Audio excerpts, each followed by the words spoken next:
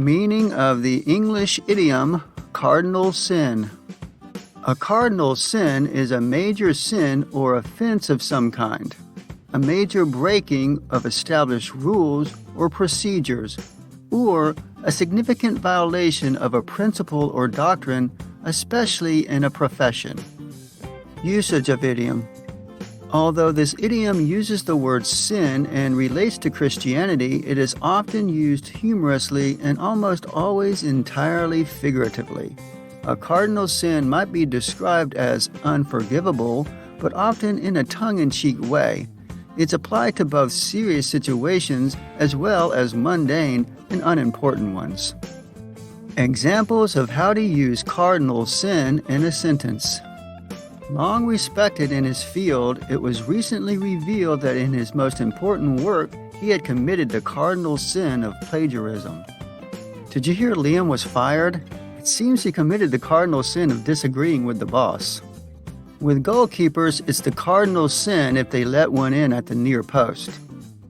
The chef lost a competition due to a rookie mistake, the cardinal sin of not tasting his dish before he sent it. You have to make me care in the first 5 minutes of the movie. If I don't care what happens to the characters, well, to me, that's the cardinal sin. Origin of idiom. The word cardinal in this idiom means of the greatest importance or fundamental. Cardinal sin is derived from the 7 deadly sins first written about in the 6th century. Before this, the word cardinal was applied to the cardinal virtues: justice, prudence, temperance, and fortitude.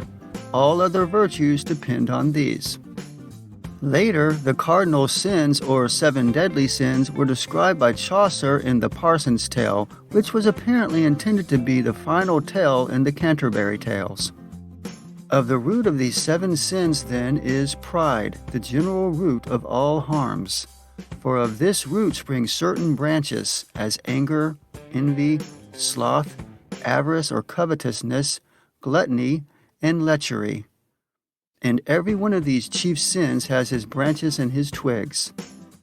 Shakespeare used the term in Henry VIII, published in 1613.